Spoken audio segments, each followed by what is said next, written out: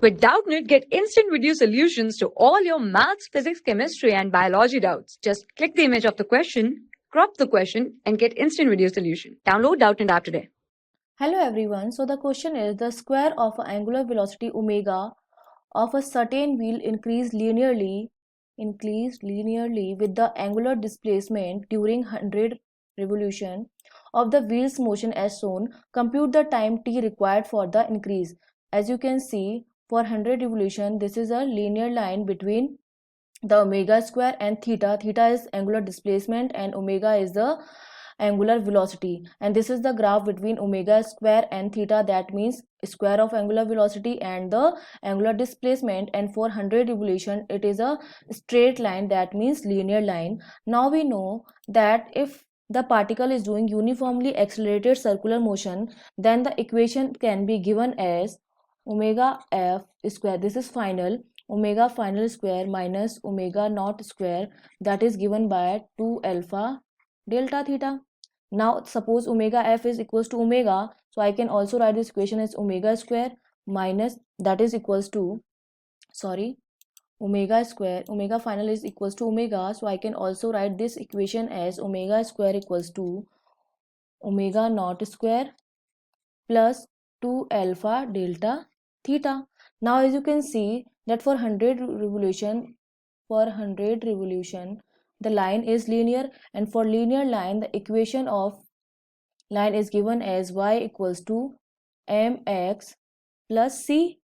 Okay, now on y-axis it is omega square, so I can write this as omega square equals to m, and on x-axis it is displacement, and I can write displacement as theta by 2 pi.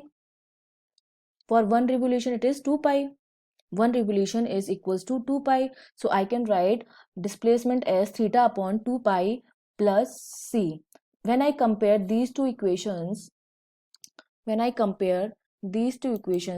so that means the value of c is equals to omega naught square, the value of m upon 2 pi, that is equals to 2 alpha.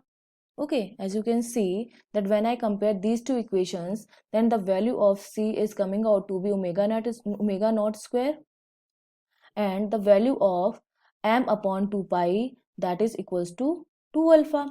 Okay, now in the question the value of omega initial is given as 900 and omega final is 1600. As you can see in the diagram, omega final is given as the value of omega final, or omega is given as square, is given as 1600, and omega initial, omega naught square, is given as 900 for this linear line. So I am going to put these values, and after putting these values, and you know that one revolution is equals to 2 pi radian, that means 100 revolution is equals to 100 into 2 pi radiation.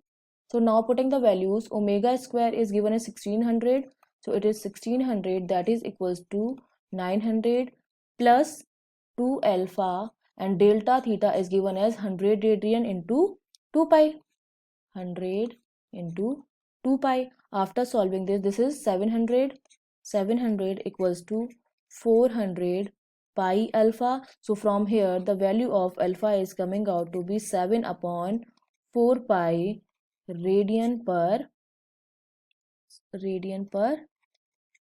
second square. Okay, this is the value of alpha, this is the angular acceleration. Okay, now I'm going to put this value again. I am going to apply the equation, and the equation is omega final is equals to omega initial plus alpha delta t plus alpha t. This is the equation between the omega and alpha t. Now omega final is given as 1600 omega square, or I can say omega final square is given as 1600. That means the value of omega f is root of 1600, and that means 40. Similarly, omega initial square is given in the diagram, that is 900. That means the value of omega I is 30. Okay, so I am going to put these values. Omega final is 40, that is equals to 30, plus value of alpha are already calculated, that is 7 by 4 pi into time. So from here I will calculate the time. It is 10 into 4 pi upon 7, that is equals to time. So the value of time is coming out to be 40, I'm sorry, it is 40 pi by 7. Okay, so the time compute is 40 pi by 7 second. This is the answer. Okay, time is 40 pi by 7. Okay, thank you. For class 6 to 12, IIT JEE and NEET level. Trusted by more than 5 crore students. Download Doubtnut app today.